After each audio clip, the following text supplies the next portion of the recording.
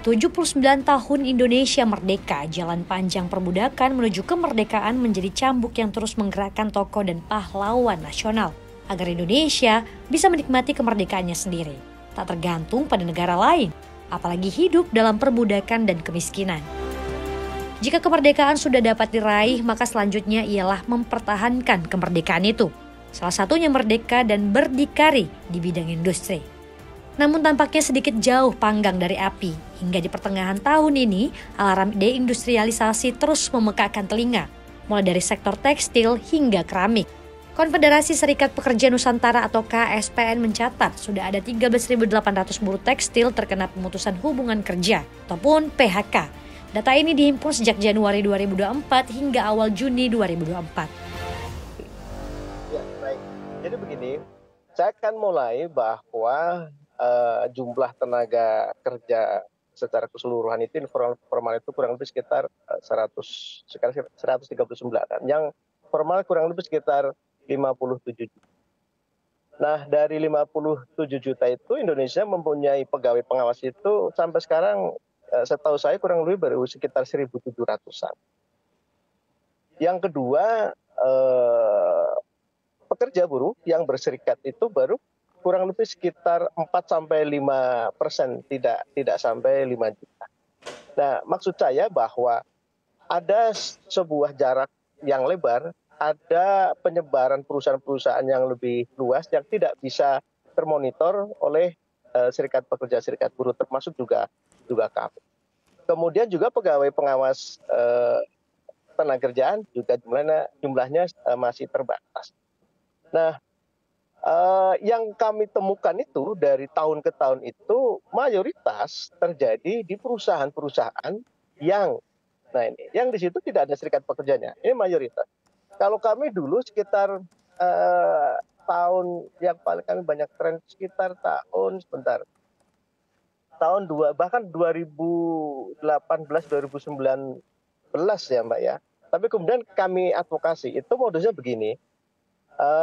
Penerimaan karyawan kontrak diatur sedemikian rupa oleh manajemen sehingga kemudian masa habis kontraknya itu misalkan 1 minggu sebelum puasa atau 7 hari, ya kira sebelum puasa itu. Nah, tapi kemudian setelah kami melakukan negosiasi, kami ngobrol dengan pihak perusahaan itu mereka mengaku bahwa memang ada kesulitan cash flow. Dan tidak ada cara lain daripada kemudian melakukan pemutusan hubungan kerja. Sementara itu, Kementerian Perindustrian malah sibuk saling menyalahkan dengan Kementerian Perdagangan Peraturan Menteri Perdagangan Nomor 8 Tahun 2024 yang dianggap Kemenperin sebagai biang kerok impor tekstil makin menggila. Putusan ratas dipimpin oleh Presiden, putus harus malam ini juga, hari ini juga Permendak 7 diganti. Nggak boleh ada pertek yang tadi, bukan TPT tetap yang pakai jadi macam-macam itu, maka lahirlah Permendak 8. Saya nggak ada. Yang ikut rapat itu Pak Menko, Pak Menteri Perindustrian, Menteri Keuangan, ya, ada yang lain, saya lagi di luar negeri itu. Nah, jam 2 pagi saya dibangunkan, kata Pak Menko, kalau Pak Zul nggak teken, maka saya, karena Pak Menko waktu itu PLT, saya Kementerian Perdagangan. Saya bilang, Pak, saya menteri yang besar Bapak teken. Jadi jam 2 pagi di Peru seperti itu. Jadilah Permendak 8. Terkait dengan hal ini, Menteri Perdagangan Zulkifli Hasan pun angkat bicara. Sejumlah kalangan ekonom di Indonesia menganggap deindustrialisasi dini yang terjadi selama masa pemerintahan Presiden Joko Widodo memiliki implikasi langsung terhadap bengkaknya data pekerja informal hingga merosotnya setoran pajak. Deindustrialisasi itu terjadi tatkala distribusi industri pengolahan atau manufaktur terus merosot terhadap produk domestik bruto. Pada 2014, berdasarkan catatan Badan Pusat Statistik, angkanya masih 21,02%. Pada 2019, tersisa 19,7%, dan pada 2023, kian merosot menjadi 18,67%. Deindustrialisasi tersebut menyebabkan lapangan pekerja formal yang harusnya makin banyak tercipta, tak terjadi. Mengakibatkan masyarakat mau tak mau harus mencari penghidupan dari pekerjaan informal. yang tak memperoleh pendapatan tetap dan keamanan pekerjaan ataupun job security. Berdasarkan data BPS, proporsi pekerja informal pada 2023 mencapai 60,12% dari total penduduk bekerja. Padahal pada 2019 hanya sebesar 57,27%. Saat periode 2014, data jumlah pekerja informal juga masih sebesar 59,81%. Dan sisanya adalah pekerja formal. Seiring dengan itu, data rasio pajak atau perbandingan penerimaan pajak terhadap produk domestik bruto juga menjadi stagnan karena objek pajaknya makin banyak yang tak tersentuh akibat deindustrialisasi. Pada 2023, tax ratio Indonesia hanya 9,6%, sedangkan pada 2014 masih sebesar 11,4%.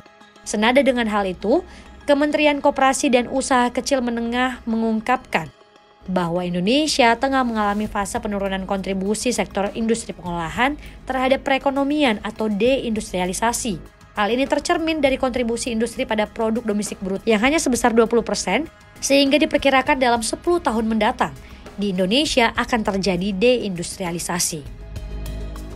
Seperti tadi disampaikan ya, 10 tahun lalu sektor industri pengolahan masih mencatatkan andil terhadap PDB Indonesia di atas 20% per tahun. Bahkan ya seperti contohnya untuk industri alas kaki, kita ini menguasai industri global sampai dengan 20%. Saat ini tidak lebih dari hanya sekedar 2% saja ya. Ini juga tentunya kita bisa lihat dari pemberitaan ya, banyak sekali penutupan pabrik-pabrik produsen dari alas kaki, industri alas kaki seperti pabrik bata di Purwakarta. Ibaratnya tentunya ada PHK terkait dengan ratusan pekerja buruh, ada juga pabrik untuk brand Adidas di Parkland World Indonesia yang melakukan PHK di Juni 2023, juga di Tangerang, Banten juga melakukan PHK sekitar 1.400 karyawan di Mei 2023, ada pabrik di Karawang memangkas 2.500 karyawan dengan alasan efisiensi perusahaan. Ya, ini juga data yang lain juga mencatatkan di tahun 2023 proporsi usaha mikro mencapai 99,62%. Sedangkan proporsi pelaku usaha kecil dan menengah hanya sekitar 1,32%. Mayoritas dari pelaku usaha mikro seperti kita ketahui ini cenderung kan informal dan bergerak di sektor bernilai tambah rendah.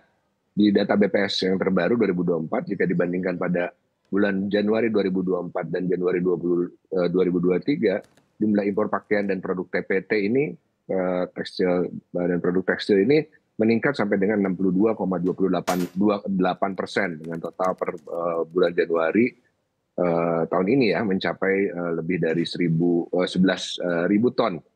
Nah ini tadi seperti disampaikan fenomena margin hunter ya, pergeseran pelaku usaha ini tidak ingin lagi menjadi produsen, tidak lagi ingin melakukan investasi di sisi industri, tapi menjadi distributor, jadi reseller gitu ya. Tentunya ini kan juga terkait dengan pergeseran daya beli yang konsumen di Indonesia ini mencari barang murah ya, tentunya impor kan lebih murah ya. Nah ini yang kita khawatirkan sebetulnya Mbak Iva. Pemerintah sendiri mengakui bahwa ekonomi Indonesia memang kini telah terserang penyakit deindustrialisasi dini sebelum mampu menjadi negara berpendapatan tinggi.